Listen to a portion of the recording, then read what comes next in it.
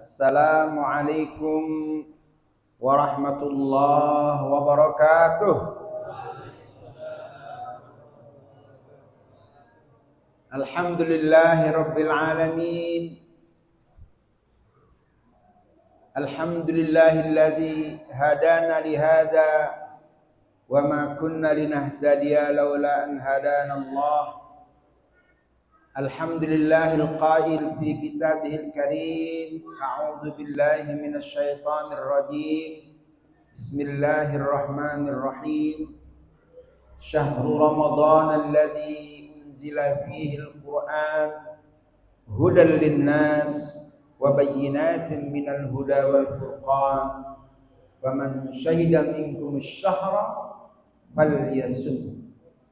Asyhadu an la ilaha illallah wa asyhadu anna Muhammadan abduhu wa rasuluh. Allahumma salli wa sallim wa barik ala sayyidina Muhammad wa ala alihi wa ashabihi wa man tabi'ahu bi ihsanin ila yaumiddin, amma ba'd. Al-mukarramun, para tuan guru, para asatidz, para tokoh masyarakat, hina amat yang semeton jadi senamnya, wabil khusus akhi al-karim al-ustaz Abdul Aziz. Alhamdulillah, akhirnya ya, kita bisa bertemu di sini, dan yang berbahagia sekali bisa bertemu di sini. Kalau nggak salah dulu pertama kali tiang sholat di sini ketika gempa. Pernah mampir ya? Iya. Alhamdulillah. Kayaknya karena kan mau mengantar bantuan terutama yang ke utara, terus tiba-tiba kena di sini yang membuat Mataram jadi lebih kacau. Ya, alhamdulillah malam ini akhirnya bisa bertemu sholat untuk kedua kali di sini ya, kan? Bapak Ibu yang hormati. Dan saya berbahagia sekali bisa berkunjung di sini, dan dalam satu momen yang luar biasa, nuzulul Quran. Tadi anak-anak kita nikah dia baru tamat nih. Wah, masya Allah ya. Bapak Ibu yang kami muliakan, Rasulullah suatu hari bertanya kepada para sahabat, ayyul khalqi a'jabukum imanan. Wahai sahabat-sahabatku, menurut kalian siapa yang paling menakjubkan imannya? Maka para sahabat bertanya itu, al-malaikah, malaikat ya Rasulullah.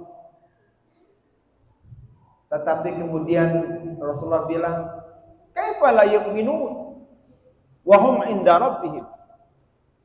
Bagaimana mereka tidak akan beriman? Mereka kan dekat dengan Tuhan. Jadi enggak menakjubkan, kata Rasulullah. Kalau begitu, wahai Rasulullah, an-nabiyyun, ar-rusul, para nabi, para rasul, wahai Rasulullah, kaifa la yu'minun. Bagaimana mereka para nabi itu tidak akan beriman, padahal wahyu diberikan, anzalallahu ilaihim al-wahya, Allah menurunkan wahyu kepada mereka. Jadi enggak menakjubkan juga imannya para nabi dan rasul itu, kata Rasulullah. Kalau begitu, nahnu ya Rasulullah. Kalau begitu kami ini wahai Rasulullah, kami yang bersamamu, bertemu bersamamu. Nabi mengatakan, kaifa la tu'minuna wa baina adhhurikum Rasulullah. Gimana kalian tidak akan beriman sementara di tengah-tengah kalian ada Rasul, ada saya? Enggak menakjubkan juga keimanan kalian itu, kata Rasulullah. Para sahabat ini bingung, gimana kalau siapa yang paling menakjubkan imannya wahai Rasulullah? Maka Rasulullah menjawab, yang menakjubkan imannya itu adalah orang-orang yang nanti sampai kepadanya hanya kitabullah, Dia hanya membaca kitabullah seperti tadi adik-adik kita ini. Bapak ibu di rumah-rumah membaca Al-Quran, memahami isinya. Lalu kemudian mereka beriman. Itulah orang-orang yang paling menakjubkan imannya bagiku. Kata siapa? Kata Rasulullah. Jadi Bapak Ibu yang berbahagia, tadi ketika yang lihat anak-anak kita itu tergambar. Anak-anak kita ini nggak mungkin seperti ini kalau Lubus Namian tidak mempunyai spirit yang sama. Tidak mempunyai keimanan, tidak mempunyai kebanggaan dengan keislaman, dengan Al-Quran yang Allah turunkan kepada Rasulullah dan disampaikan kepada kita. Dan Rasulullah itu sangat takjub dengan iman-iman orang semacam itu. Sangat takjub dengan iman-iman kita, insya Allah Ta'ala. Jadi Bapak Ibu yang berbahagia, bersyukurlah. Bersyukurlah walaupun jarak kita dengan Mekah ke sini itu berapa kilo? Nikah. Siapa yang sudah banyak yang haji dan umroh nih? Perjalanannya kan sekitar 9-10 jam, gitu. Itu sekitar 10-an kilo, 10.000 kilo. Dari Mekah ke Lombok ini kalau kita naik pesawat. Itu kalau kita pakai jalan kaki itu berapa lama? Dulu orang pakai perahu nih ke bulanan, gitu. Makanya mau naik haji itu seperti orang meninggal. Diantar dengan seluruh keluarga. Karena sudah kita nggak tahu, nggak ada SMS kayak sekarang. Nggak ada WA. Jadi arak sekecek ngatur langsung ke kabari. Dulu nggak tahu. Kalau kita diantar udah hilang berita. Jadi mereka diantar seperti orang-orang yang akan pergi selamanya. Nah, Bapak Ibu yang berbahagia, begitu jauhnya jarak antara tempat Rasulullah lahir dan menyebarkan pertama kali agama ini, menyampaikan pertama kali Al-Quran ini dengan kita. Tetapi alhamdulillahirabbil alamin, kita termasuk dari umatnya hari ini. Dan keimanan orang-orang semacam kita ini Bapak Ibu, yang hanya bermodalkan membaca Quran, mendengar para tuan guru kita berceramah, para ustadz kita menyampaikan, menjelaskan Al-Quran, kita beriman. Itu a'jabul imani ilayya. Orang yang aku paling takjub imannya, tentang keimanannya, yang paling aku takjubi keimanannya. Karena mereka hanya berbekal kabar-kabar, mereka beriman. Alhamdulillahirabbil alamin. Nah, Bapak Ibu yang berbahagia, malam ini menjadi lebih menakjubkan insyaallah karena kita merayakan satu momen yang luar biasa. Nabi namanya Nuzulul Quran. Nuzul. Inna anzalnahu fi lailatul qadr. Bapak Ibu yang berbahagia, kenapa ini lebih menakjubkan lagi? Karena malam ini insya Allah ini malam ke-24. Dalam satu hadis dijelaskan pada Bapak Ibu yang kami muliakan, semua kitab suci itu diturunkan pada bulan Ramadan. Semua. Suhufi Ibrahim fi awwali lailatin min Ramadan. Suhufnya Nabi Ibrahim itu di malam pertama Allah turunkan. Lalu kemudian Injil dalam malam ketiga atau hari ketiga, ke-6 maaf. Lalu kemudian Zabur itu pada malam ke-13. Lalu Taurat pada malam ke-18 katanya. Dan Al-Quran pada malam ke-24. Nah pas nih ke malam ke-24 itu. Mudah-mudahan Ustaz. Tapi di sini kan mulai Kamis atau Rabu puasanya? Sama. Kamis ya. Ya. Bapak Ibu berbahagia, maka ini malam yang luar biasa kita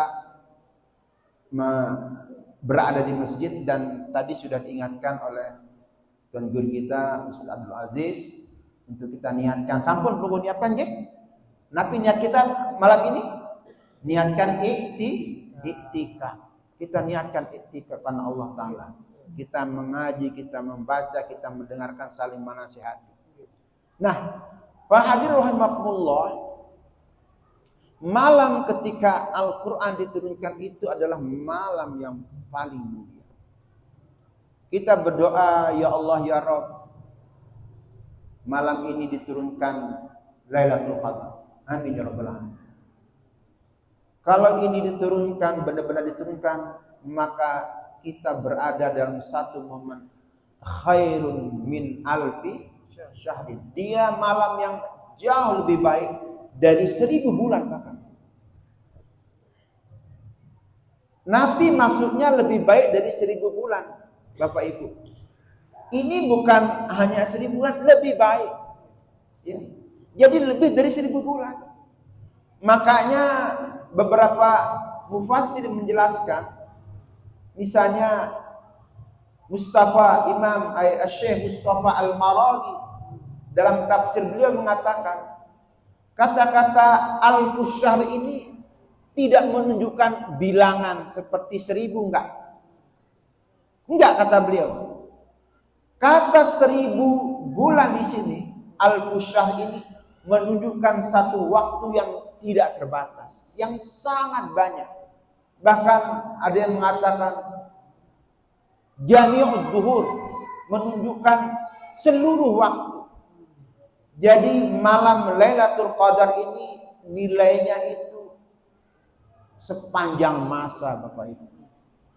Maka andai saja dan kita berdoa malam ini turun Lailatul Qadar, maka kita berada pada satu momen ketika kebaikan itu melimpah dan nilainya adalah sepanjang hidup kita.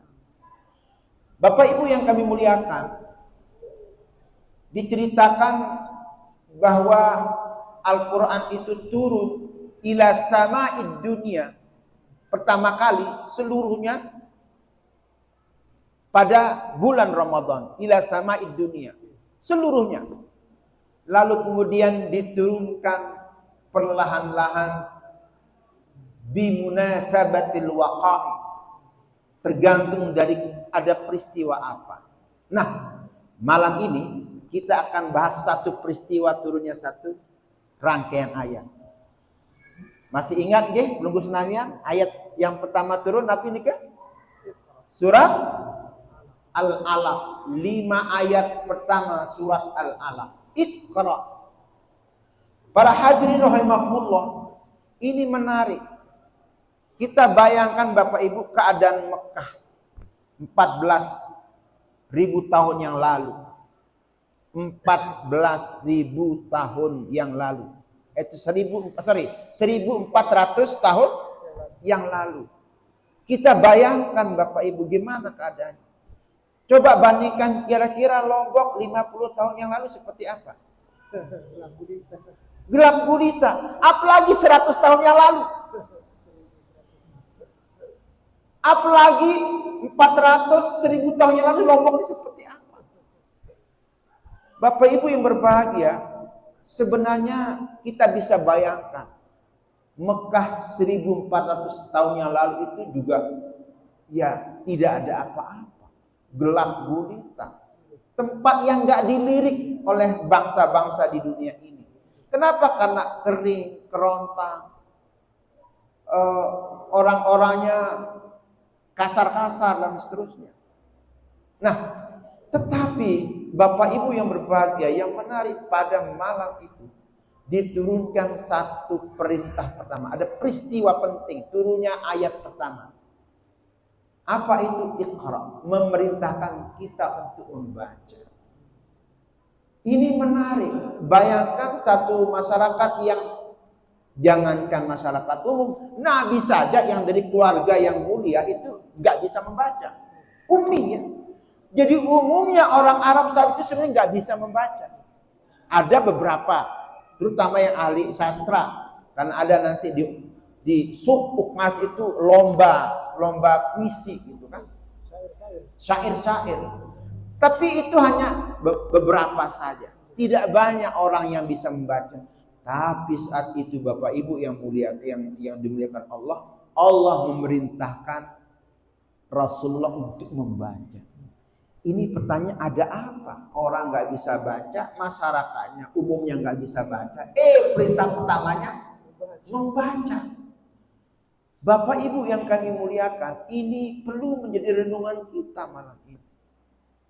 Umat Islam hari ini umumnya umat yang paling terbelakang. Ya. Kita paling dilihat dengan sebelah mata oleh bangsa lain, bahkan oleh bangsa yang Muslim juga. Saya dengar tuh orang Arab itu memandang umat Indonesia itu sebelah mata. Kenapa? Karena rata-rata kita orang Indonesia ini kurang kemampuan. Nah, para hadirin rahimakumullah, membaca ini kata banyak sekali penelitian, itu memang bisa menghidupkan orang. Jadi kalau perintah membaca ini, dan tadi kita baca ya, yang baca pas sholat isya tadi itu, rakaat pertama, Iqra bismi rabbikal ladzi khalaq, sebenarnya relevan sekali. Karena di sini kan sebagian besar sudah pandai membaca, gitu. Ada berapa yang belum bisa membaca coba? Sebagian besar. Ada sebentar lagi doktor, insya Allah beliau. Insya Allah beliau luar biasa ikut serta membangun Haramain. Kita doakan semoga beliau dimudahkan urusannya, dipanjangkan umurnya dan sehat walafiat, dan bisa menyelesaikan dengan segera doktornya gitu. Lalu profesor, insya Allah. Al-ilmu nur, insya Allah. Nah, Bapak Ibu berbahagia, perintah membaca ini sangat amat penting. Jangan bilang, Ustaz ini terlalu berat pengajiannya menyuruh kita membaca. Enggak, ini perintah pertama. Kalau kita sepakat merayakan nuzulul Quran, memperingati nuzulul Quran, artinya kita harus menyediakan diri untuk mendengarkan, untuk melaksanakan apa peristiwa terpenting pada nuzulul Quran ini, yaitu perintah membaca.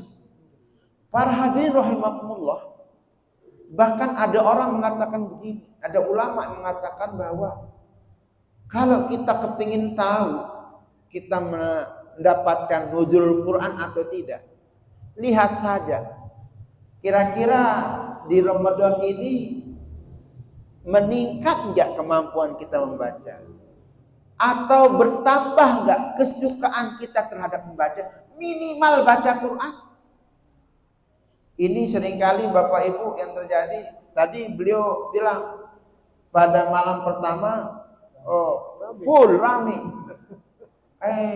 malam-malam terakhir malah berkurang. Ini mungkin sama seperti kalau ada pertandingan Piala Dunia, mungkin pada pas putaran pertama itu semua full pesertanya, lama-lama berkurang. Jadi bersyukurlah yang sedikit-dikit, ini pelunggu senamnya kan termasuk yang sedikit-sedikit kan, yang peninggalan yang tertinggal. Artinya seleksi, sudah terseleksi. Baru putaran pertama ada yang kegugur, lolos yang juara 1, juara 2. Terus putaran selanjutnya ada yang gugur. Nah, mudah-mudahan ina amak sematun menjadi senamian ya. Bapak Ibu tiang nih kan.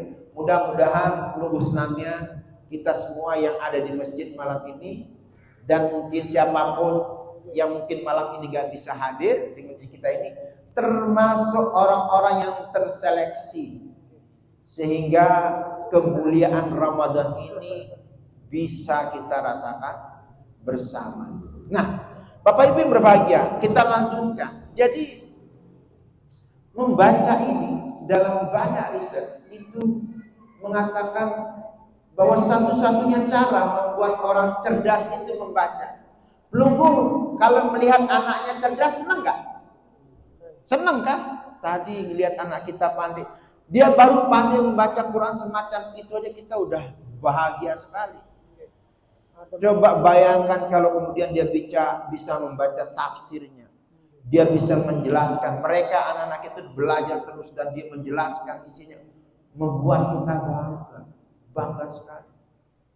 Dan begitu juga Rasulullah, Bapak Ibu yang kami muliakan, Rasulullah itu sangat bangga kepada umatnya yang menyediakan waktu untuk mengaji.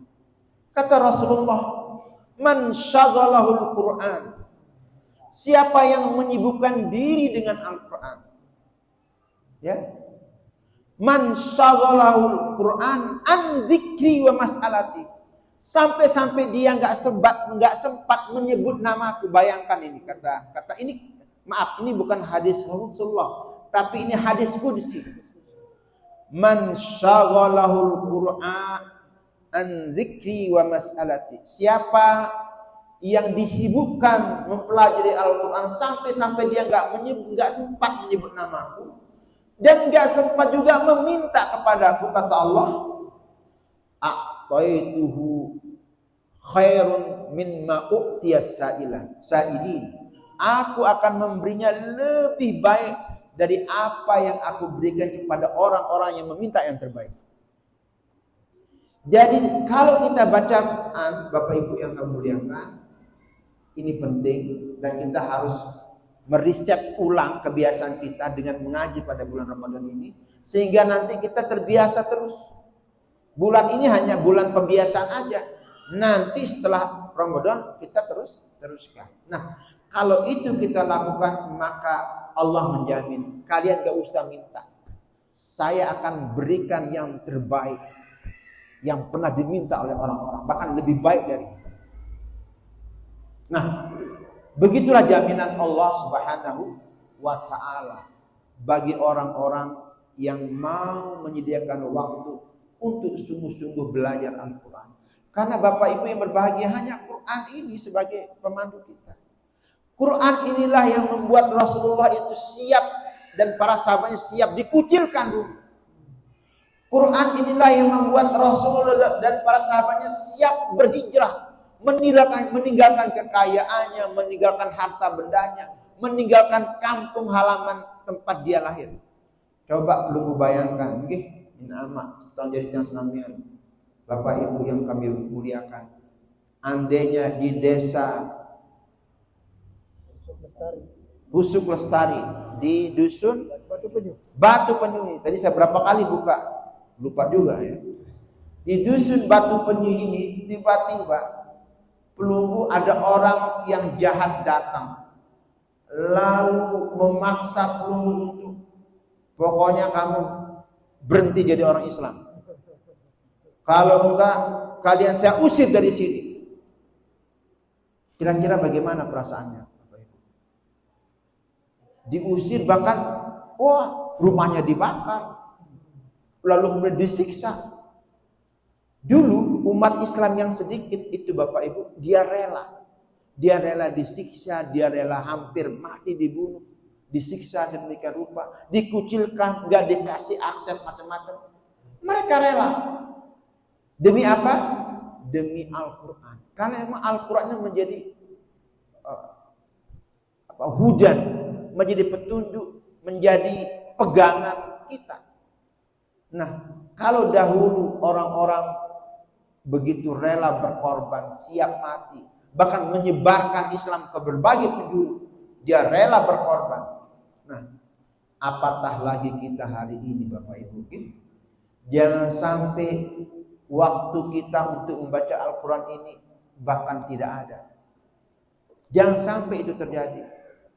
Rasulullah diceritakan pernah suatu hari itu merasa resah. Beliau mengeluh kepada Allah Subhanahu wa taala. Ya Rabb, kata beliau, wa qala Rasul, dan Rasul berkata, siapa sebenarnya Rasul? Nabi Muhammad sallallahu alaihi wasallam. Dan ini diceritakan dalam salah satu ayat Al-Qur'an. Wa qala Rasul, dan Rasul berkata, ya Rabb, wahai Tuhanku, inna qaumi ittakhadhu hadzal Qur'ana mahjura. Sesungguhnya kaumku, umatku, kata beliau, menjadikan Quran ini sesuatu yang mahjur. Apa artinya mahjur? Dari hijrah, pergi, ditinggalkan. Jadi Rasulullah itu sampai mengeluh kepada Allah, ya Allah, aku melihat kaumku ini menjadikan Quran sesuatu yang ditinggalkan. Jangan sampai kita yang sudah beriman ini, yang sudah dibanggakan tadi, beriman kepada Al-Quran, beriman kepada Rasulullah, lalu kemudian kita dikeluhkan oleh Rasulullah karena setelah kita beriman, tetapi iman kita tidak sungguh-sungguh. Kita malah meninggalkan Al-Quran.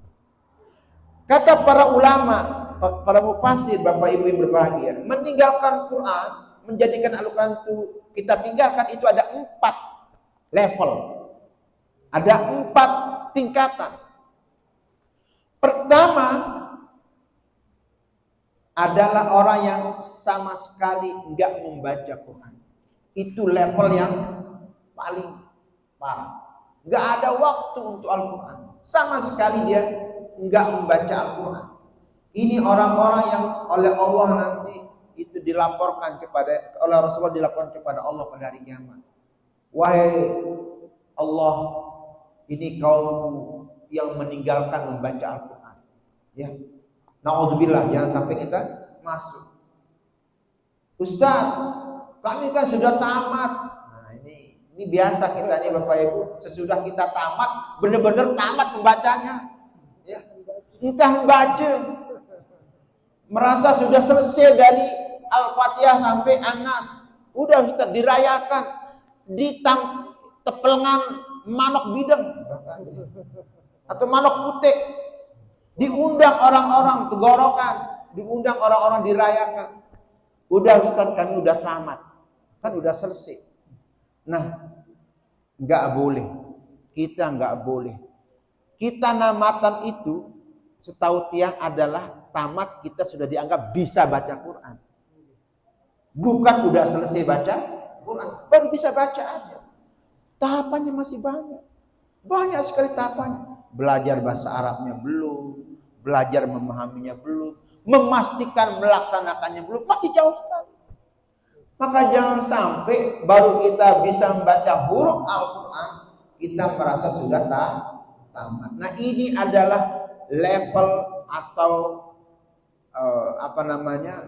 urutan yang paling rendah. Ya. Orang yang meninggalkan sama sekali tidak membaca Quran, gak pernah semenit pun dia baca Quran. Bapak Ibu yang berbahagia, coba kita sekarang ini tanya nih masing-masing kita, di Ramadan ini Pelunggu Senamian, apakah kita pernah membaca Quran enggak? Nah, kita tanya gitu. Ustaz, saya malu ke masjid. Kenapa? Dia tenang nanti baca Ustaz. Sebenarnya enggak apa-apa.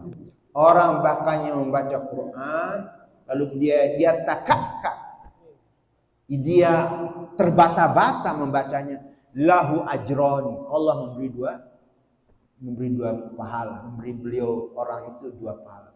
Jadi enggak usah, enggak apa-apa. Kalau memang kemampuan semacam itu bagaimana?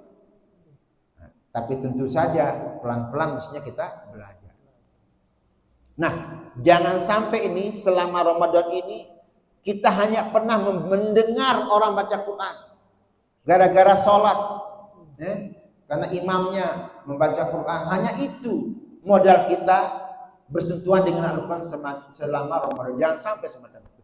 Kedua, kata Rasulullah atau kata para ulama, tingkatan kedua dari orang-orang yang meninggalkan Al-Quran adalah dia membaca Quran tapi dia nggak paham. Masih lumayan sih ya, baca Quran, tetapi ini masih termasuk mahjur. Dia termasuk meninggalkan Al-Quran karena dia nggak paham artinya. Gitu. Udah baca, tetapi dia nggak paham. Maka nih adik-adik ini, kalau bisa masuklah pesantren seperti ustadz kita. Pesantren belajar bahasa Arab, mempelajari Al-Quran. Karena apa? Jangan sampai kita termasuk mahjur, hanya membaca Quran tapi enggak kita paham. Lalu ketiga, ini sudah malam gitu. Ketiga, yang termasuk golong yang mahjur ini lebih baik sedikit. Orang-orang yang paham Al-Quran, dia baca, lalu dia pahami, tetapi dia tidak melaksanakan isinya. Nah, ini termasuk sebenarnya orang-orang yang nanti dikeluhkan, diadukan oleh Allah oleh Rasulullah kepada Allah Subhanahu wa taala. Inna qaumi ittakhadhu hadzal qur'ana mahjura. Kaumku ya Allah menjadikan Quran ini sesuatu yang ditinggalkan, sendirian Al-Quran, enggak dirungu Al-Quran ini. Karena kita sudah paham tetapi kita tidak melaksanakan. Terakhir yang paling baik itu atau tingkatan yang paling ringan dari orang-orang yang meninggalkan Al-Quran itu adalah orang-orang yang sudah paham Al-Quran tetapi dia tidak melaksanakan isinya. Nah, ini adalah tingkatan yang paling ringan dari orang-orang yang meninggalkan Al-Quran. Kita berdoa Bapak Ibu yang berbahagia, semoga kita enggak termasuk salah satu dari tingkatan ini. Kita harus belajar hari ini. Ustadz yang tua, Ustadz berhenti nih. Apalagi sudah begawian dari pagi sampai siang, sampai sore. Rasanya sudah capek malam-malam itu Ustadz. Ada keluhan semacam itu. Enggak bisa. Dan kalau kita punya keinginan sungguh-sungguh mesti ada cara.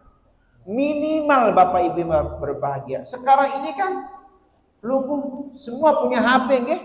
Ada yang enggak punya HP hari ini? Enggak ada yang enggak punya HP. Jangan sampai HP ini isinya itu SMS, WA atau apa-apa yang ini. Ya itu penting kita berusaha.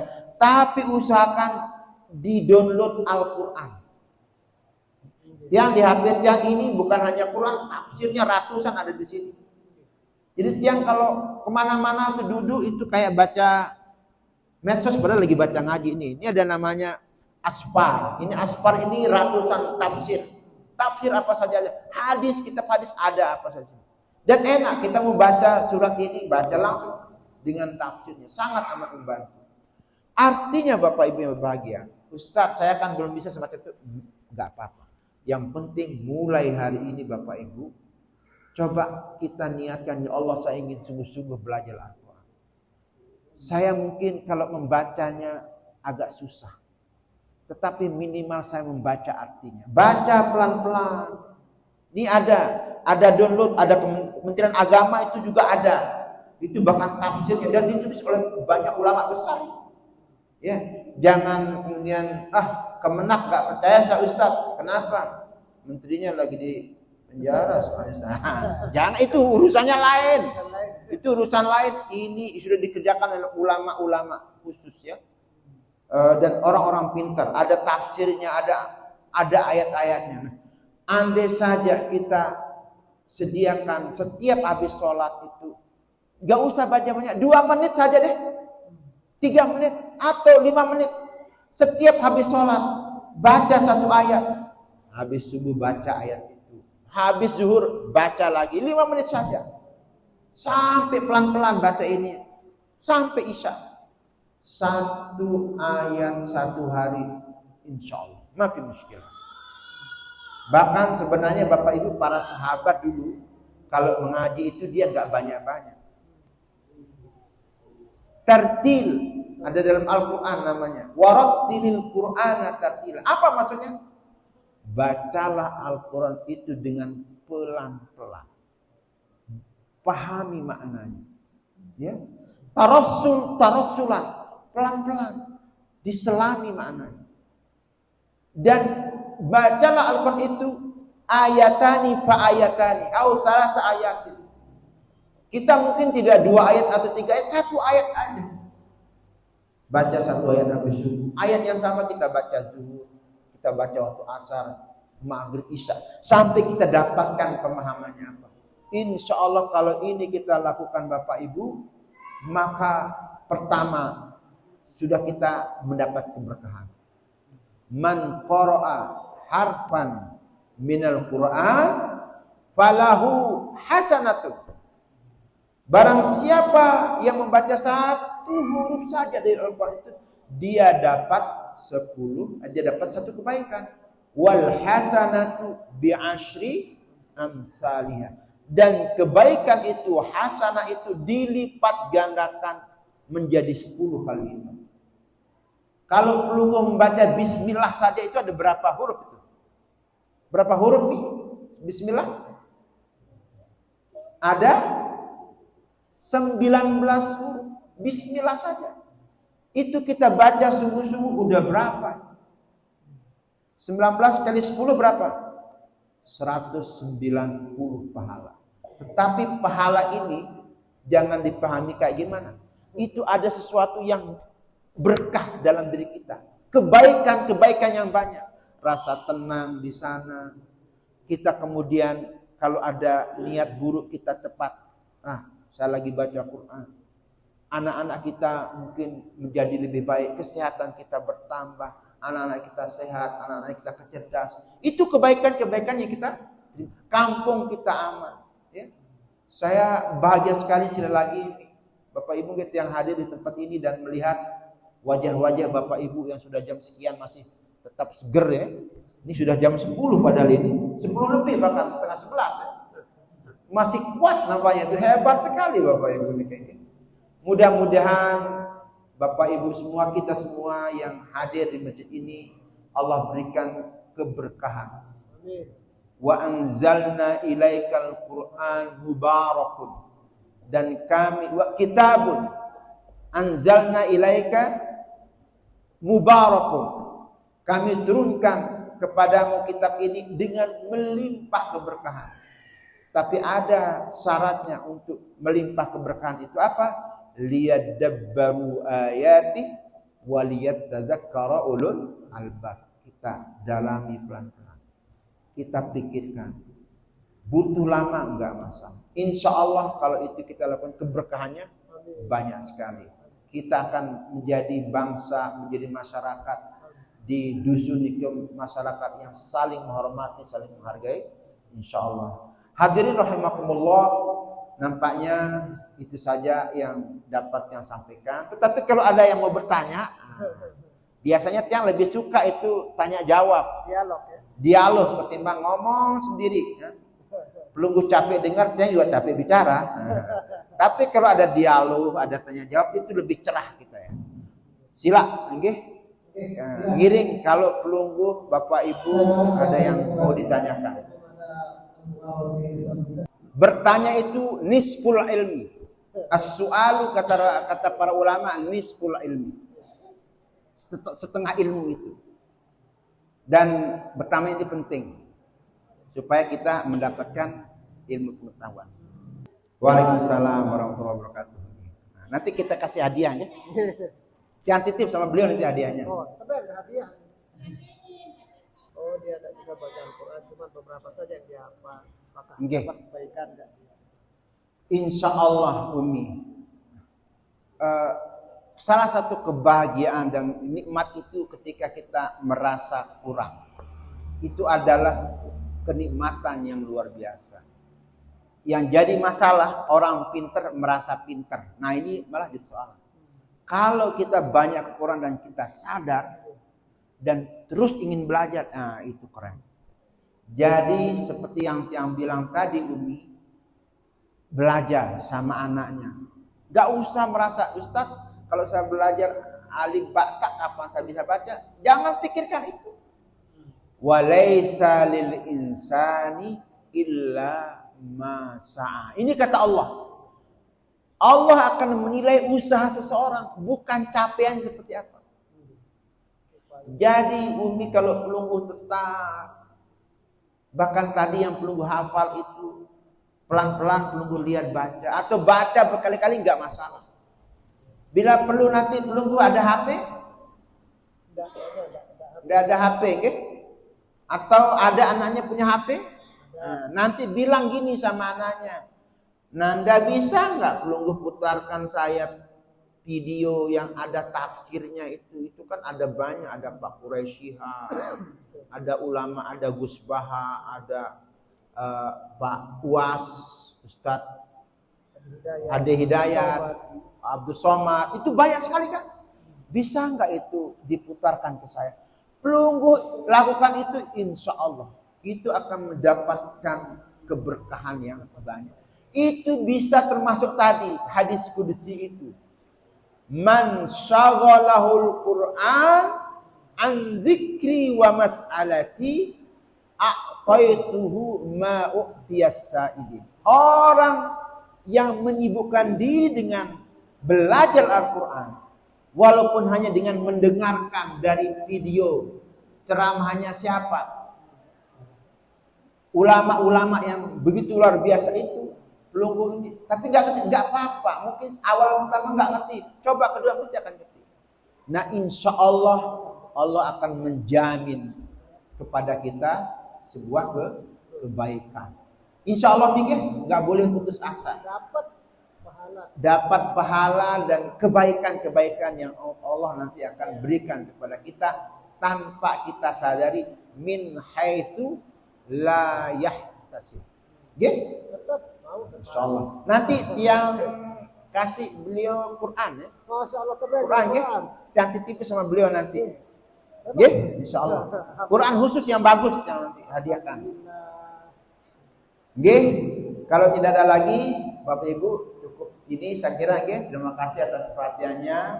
Mohon maaf atas hal yang kurang berkenan, atas kekurangan tiang, termasuk tadi jadi imam. Mohon maaf kalau bacanya agak lambat, padahal tiang merasa sudah terlalu cepat tadi itu. Biasanya lebih lambat. Pas nggih? Pas nggih. Alhamdulillah.